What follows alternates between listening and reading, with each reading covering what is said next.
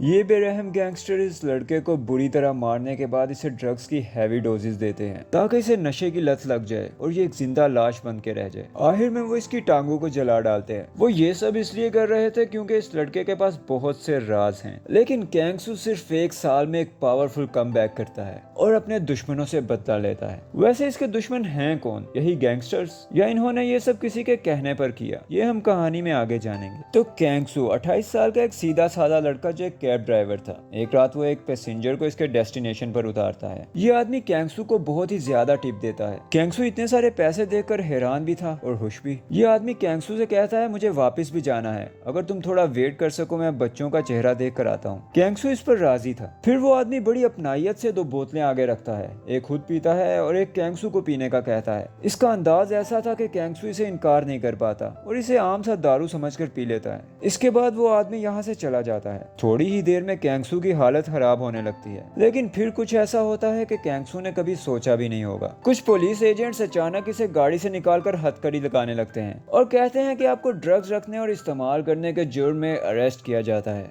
अब कैंगसू को जेल में दिखाया जाता है। वो साउथ कोरिया के 23,000 कैदियों में से एक था जिन्हें ड्रग्स बेचने या इस्तेमाल करने के जुर्म में कैद किया गया था। एक ऑफिसर इसे इसके सेल में छोड़ता है जहाँ पहले से मौजूद कैदी हैरान कुन तौर पर अपने नए सेलमेट से बहुत ही अच्छे से पेश आते हैं।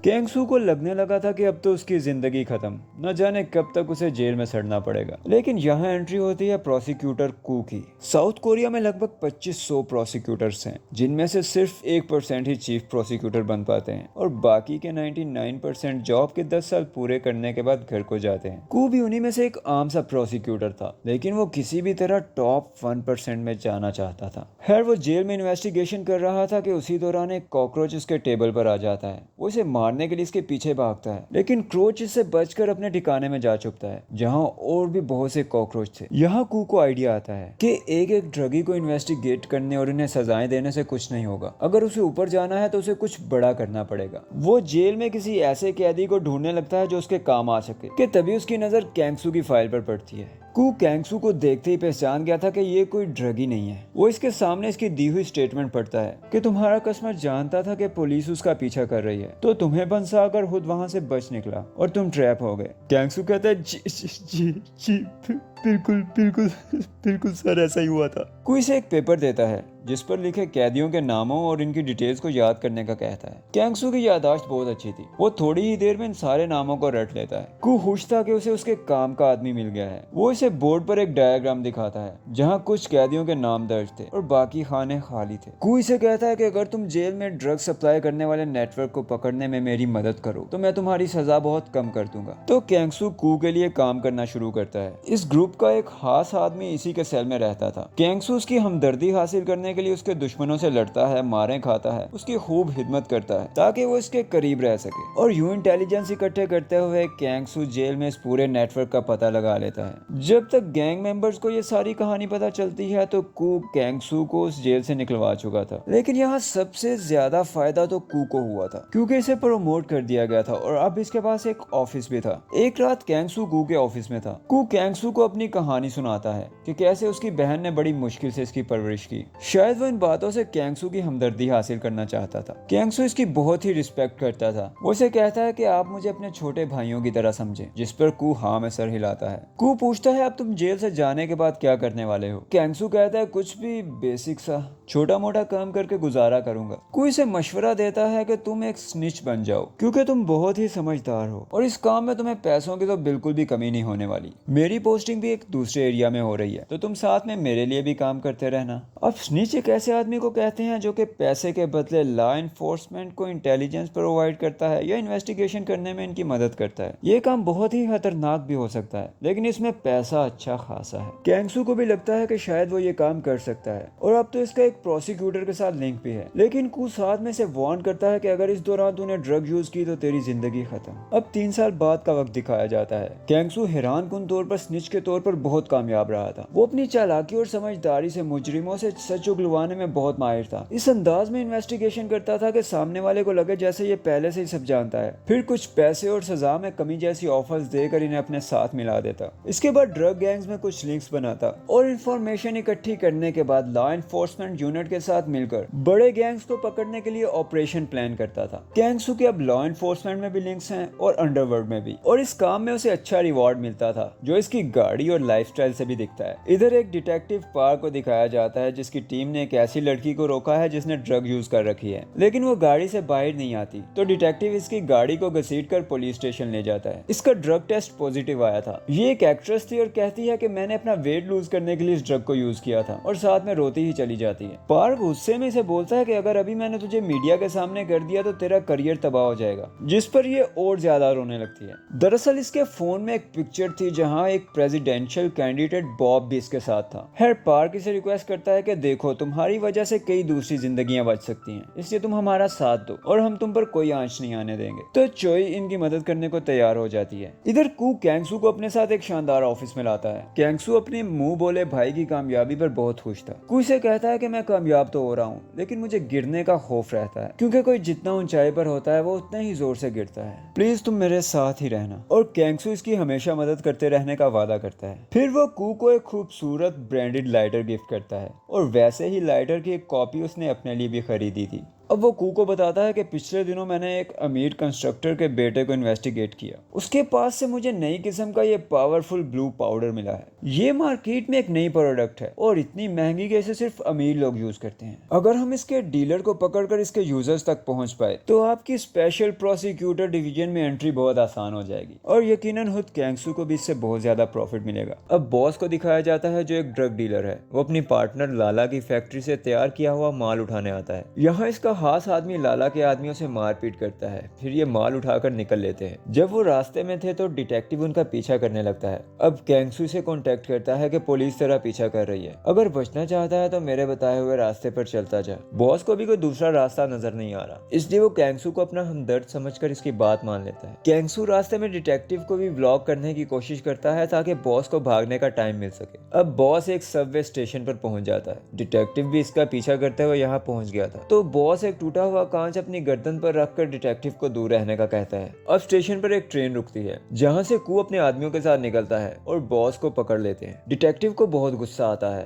क्योंकि वो कई रोज से इसे पकड़ने की कोशिश कर रहा था, लेकिन कू से अपने साथ ले जाने लगता है। यहाँ ये दिखता है कि साउथ कोरिया में प्रोसिक्यूटर्स बहुत पावरफुल होते हैं, वो पुलिस के कामों में भी दखल दे सकते हैं। पार्क को यहाँ कैंगसू भी दिखता है। वो समझ जाता है कि ये लड़का भी प्रोसिक्यूटर के लिए ही काम कर रहा था। पार्क बॉस को पकड़ने में तो नाकाम रहा, लेकिन तभी चोई से एक लोकेशन के बारे में बताती है जहां एलिट्स ड्रग पार्टी करने वाले हैं। पार्क चोई को फौरन वहां से निकलने का कहता है और खुद अपनी टीम को रेड के लिए तैयार करने लगता है। चोई जैसे ही वहां से निकलने लगती है तो प्रेसिडेंशियल कैंडिडेट बॉब का बेटा न्यूल वहां आता है। चोई कहती है मेरी तबीयत कुछ ठीक नहीं, इसलिए मैं जा रही हूँ। न्यूल कहता है वो सामने आदमी देख रही हो, वो इलेक्शन में मेरे बाप की बहुत मदद कर रहा है और वो तुमसे मिलना चाहता है। तुम्हें पार्टी में उसे कंपनी देना होगी, तुम अपनी मर्जी से यहाँ से नहीं जा सकती। ये कहते हुए ड्रग उसकी नाक में ठूंस देता है। इधर कैंगसू भी बॉस को डरा धमकाकर कुछ फेवर्स देने के बदले इस लोकेशन का पता लगा चुका था। बॉस यहाँ कैंगसू से कहता है तू कभी मेरे हत्थे चढ़, फिर देख मैं तेरे साथ क्या करता। और कैंगसू बेफिक्री से मुस्कुरा देता है। तो प्रोसिक्यूटर अपनी टीम के साथ डिटेक्टिव के पहुंचने से पहले ही होटल में आ जाता है। वो होटल के अंदर चले जाते हैं और गेस्ट रूम में पहुंचकर नशे में धुत पार्टी करते हुए लोगों को अरेस्ट करने लगते हैं। लेकिन न्यूल जिसने ये पार्टी अरेंज की थी वो बहुत ही एटीट्यूड में था, जैसे उसके बहुत ही पावरफुल लिंक्स हों। खैर पार्क जब यहाँ पहुंचता है तो कू अपना ऑपरेशन मुकम्मल कर चुका था। चोई को पार्क के सामने अरेस्ट किया जाता है, लेकिन वो कुछ नहीं कर पाता। अब कू कैंगसू को बाद में मिलने का कहता है और न्यूल को अपने साथ बिठाकर वहां से चला जाता है। तभी कैंगसू जाते हुए पार्क को चिढ़ाता है। अब कू के ऑफिस का मंजर दिखता है जहां न्यूल मजे में लेटा हुआ है और इसके बाप का मैनेजर कू से बात कर रहा है। वो कू से कहता है कि मैं जानता हूँ तुम बहुत ऊंचा उड़ना चाहते हो। कू इसे कहता है कि सीधी बात कहो, जो भी कहना चाहते हो। मैनेजर कहता है तुम्हें क्या लगता है अगर तुमने इस केस को बहुत ज्यादा सीरियस लिया तो इसका बाप जो प्रेसिडेंट बनने वाला है क्या वो हाथ पे हाथ धरे बैठा रहेगा? हाँ, अगर तुम हमारी मदद करो तो जल्द तुम्हारी पोजीशन चीफ ऑफिस में होगी। और कू यहाँ समझौता कर बैठता है, या कह लो कि अपने फर्ज से समझौता कर बैठता है। लेकिन अब इनके साथ आगे चलने के लिए कू को पिछले कुछ सबूत मिटाना होंगे, जिनमें एक वो वक्त भी है जब कू ने न्यूल को अरेस्ट किया था। तो कू का आदमी बॉस को इसके ऑफिस में ले आता है। कू इससे पार्क के खिलाफ एक स्टेटमेंट लेता है और इसके बाद इसे कैंगसू की तरफ भेजने लगता है। बॉस पूछता है उसे मार डालूं क्या? कू कहता है अरे ये तो बहुत ही खतरनाक बात कर दी तूने, तुम एक ड्रग डीलर हो ना, अगर लोगों को मारने लगोगे तो ड्रग किसे बेचोगे? मतलब कैंगसू को ऐसा बना दो कि उसकी कोई हैसियत ही ना रहे। तो बॉस अपने खास आदमी के साथ कैंगसू को ढूंढने निकलता है, जिसके बाद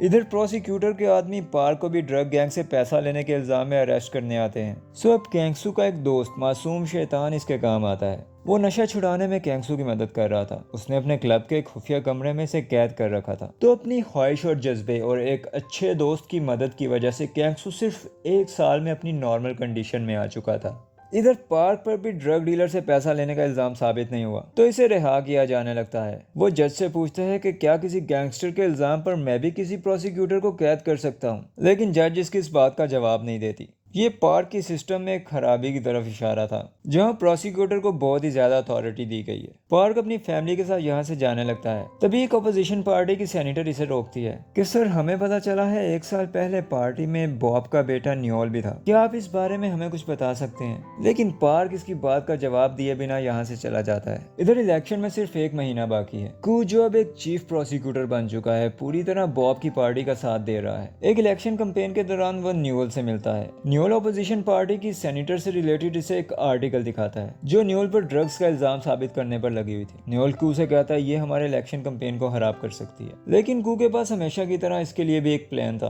पहले से पकड़े गए मुजरिम जिन्हें वो इन्वेस्टिगेट कर रहा हो, उन्हें फेवर्स देने के बदले सेनेटर के खिलाफ बयान लो और फिर सेनेटर को हाम की इन्वेस्टिगेशंस में फंसा दो। न्योल इसके इस प्लान पर बहुत खुश था। इधर एक्ट्रेस भी जेल से रिहा हो चुकी थी, लेकिन इसका करियर तबाह हो चुका था और अब वो ड्रग बिजनेस का ही हिस्सा थी। एक रोज वो एक कस्टमर को ड्रग इंजेक्ट करने जाती है, लेकिन वहाँ वो नोटिस करती है कि असल बाजू तस्वीर में भेजी गई बाजू से बहुत मुख्तलिफ है। वो समझ जाती है कि ये एक ट्रैप है और वहाँ से भागने लगती है। तभी कैंगसू दरवाजे पर इसे रोक लेता है। इसके बाद कैंगसू पार्क के पास पहुँचता है। पार्क इसे देखते ही इसकी धुलाई करने लगता है। तभी इसे पास में कुछ जानी पहचानी आवाज सुनाई देती है और पार्क रुक जाता है।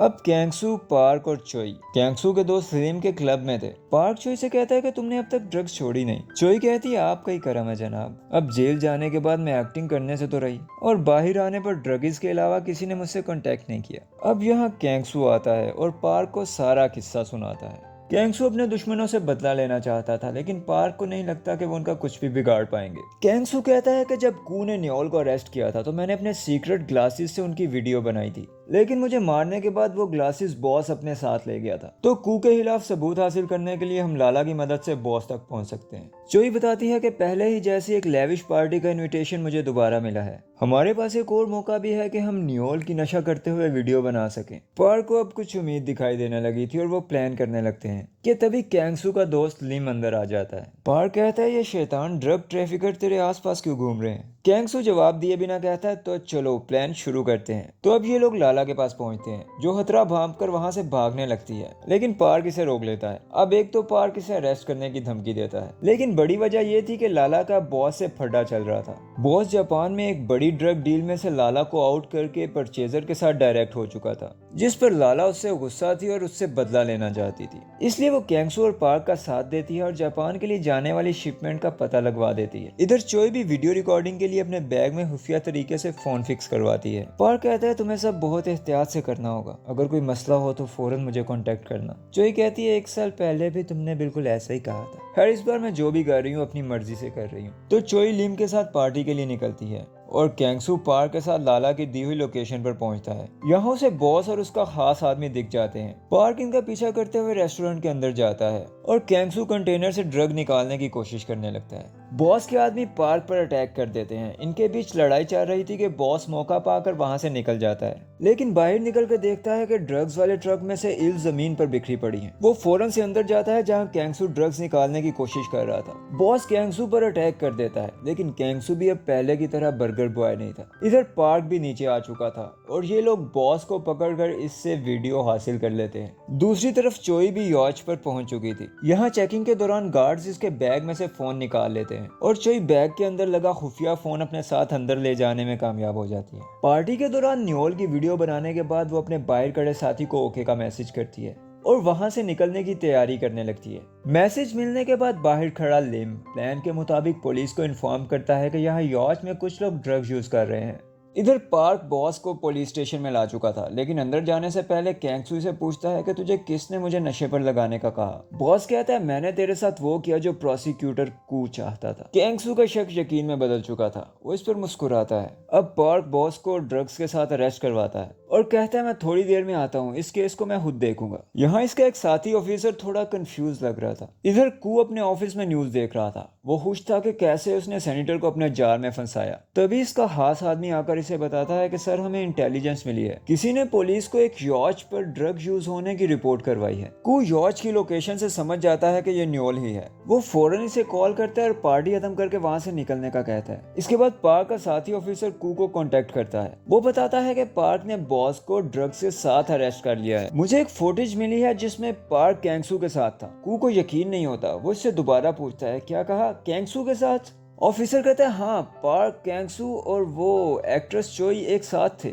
इधर न्योल अपने सभी साथियों के साथ यॉच से दूर आ चुका था। जब इसके दोस्त जा रहे थे तो न्योल चोई को रुकने का कहता है, जिस पर चोई की तो सांस ही फूल जाती है। यही न्योल को कू की कॉल भी आने लगती है, लेकिन वो कॉल उठाने से पहले चोई से कहता है पार्टी के बारे में किसी से जिक्र नहीं करना, और चोई ओके कहकर वहां से जाने लगती है। अब न्योल कॉल उठाता है तो कू से कहता है कि चोई तुम्हारे साथ है ना, उसे वहां से जाने नहीं देना, वो जरूर किसी मिशन पर है। लेकिन चोई तो लिम के साथ वहां से निकल चुकी थी। चोई और लिम अपनी कामयाबी पर बहुत खुश थे। वो कैंगसू और पार्क से वीडियो कॉल पर कांटेक्ट करते हैं। ये चारों खुशी से बातें कर रहे थे कि तभी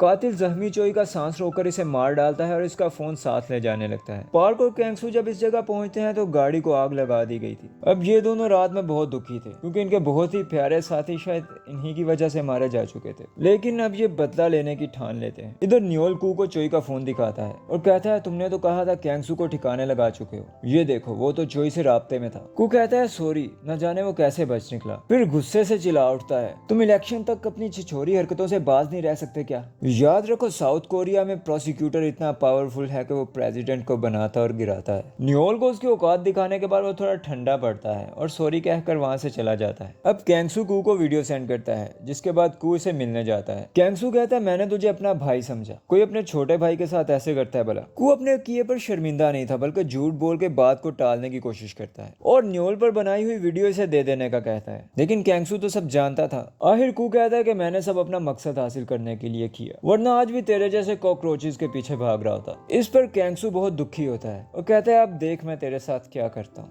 अब अगले रोज कैंगसू लाला से मिलता है। वो इसके हवाले कुछ माल करता है और इसे कहता है कि मुझे चाइना के लिए एक शिप अरेंज करके दो। हम प्रोसिक्यूटर कू के खिलाफ एक वीडियो अपोजिशन पार्टी को पहुंचाने वाले हैं, जिसके बाद हमें कुछ अरसे के लिए साउथ कोरिया से निकलना होगा। इधर कू कैंगसू के ठिकानों का पता लगाकर वीडियो तलाश करने में लगा हुआ था। तभी इसे लाला की कॉल आती है और इसे कहती है कि कैंगसू कुछ सेनेटर से आपकी वीडियो शेयर करने की बात कर रहा था। ये इन्फॉर्मेशन देने के बदले में वो कू से बॉस के साथ कारोबार वाले मामले पर कुछ फेवर्स चाहती थी। इधर पार्क और कैंगसू अपोजिशन पार्टी की इलेक्शन कैंपेन में पहुंचते हैं। कैंगसू पार्क से कहता है अपना काम ठीक से करना और वहां से चला जाता है। पार्क यूएसबी लेकर सेनेटर के करीब जाने की कोशिश कर रहा था, लेकिन कू यहाँ पहले से अपना जाल बिछा चुका था। कू के आदमी पार्क को पकड़कर अपने साथ ले जाते हैं। अब वीडियो हासिल करने के बाद कू कहता है कि तुम लोगों ने जरूर इसकी बहुत सी कॉपीज बनाई होंगी, जिस पर पार्क मुस्कुराने लगता है। कू इसे कैंगसू के बारे में पूछता है, लेकिन पार्क कुछ नहीं बताता। इधर कैंगसू न्योल की वीडियो से एक पिक्चर वायरल कर चुका था, जिसके बाद न्योल को सच्चा साबित करना बहुत जरूरी हो गया था।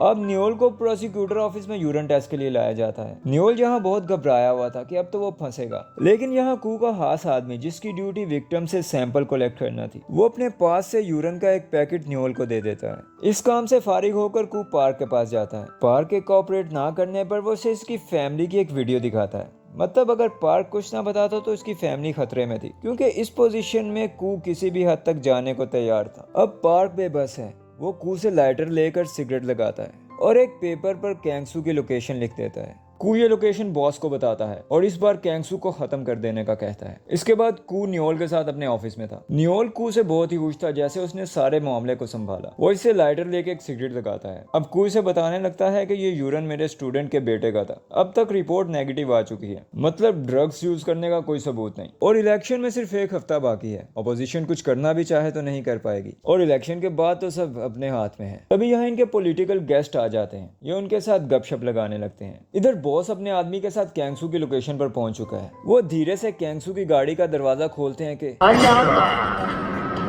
오너라 욕받대.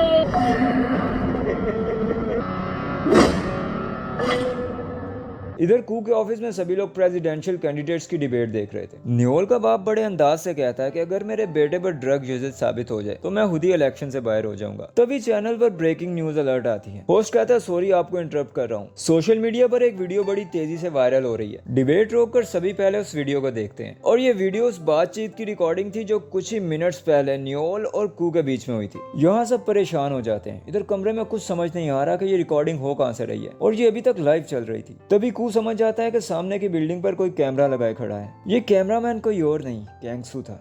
सभी लोग जल्दी से ब्लिंड नीचे करने लगते हैं। कैंगसू इस मजाकिया सीन पर मुस्कुराते हुए प्लेनेट अर्थ का एक मशहूर इशारा करता है। तो ये सब कैंगसू का प्लान था। कैंगसू ने लाला से कहा कि ऑपोजिशन पार्टी तक वीडियो ले जाने वाली खबर वो कू तक पहुंचाए। अब कैंगसू के पास कू के जैसा ही एक लाइटर था, जिसमें उसने एक रिकॉर्डिंग डिवाइस फिक्स करवा के पार्क के हवाले कर दिया था। तो पार्क को पकड़ लेने के बाद कू जब इसे इन्वेस्टिगेट कर रहा था और इस पर कैंगसू की लोकेशन के लिए दबाव डाल रहा था, पार्क ने सिगरेट लगाने के लिए कू से लाइटर मांगा और मौका पाकर इसे डिवाइस वाले लाइटर से एक्सचेंज कर दिया। तो अब कैंगसू सामने वाली बिल्डिंग पर खड़ा वीडियो बना रहा था और आवाज इसी लाइटर से रिकॉर्ड हो रही थी। जब तक कू को सब समझ आता है तो बड़ी देर हो चुकी थी। कैंगसू इस बार अपने प्लान में कामयाब हो गया था। कू तो सटिया गया था। वो पागलों की तरह सामने की बिल्डिंग की तरफ भागने लगता है।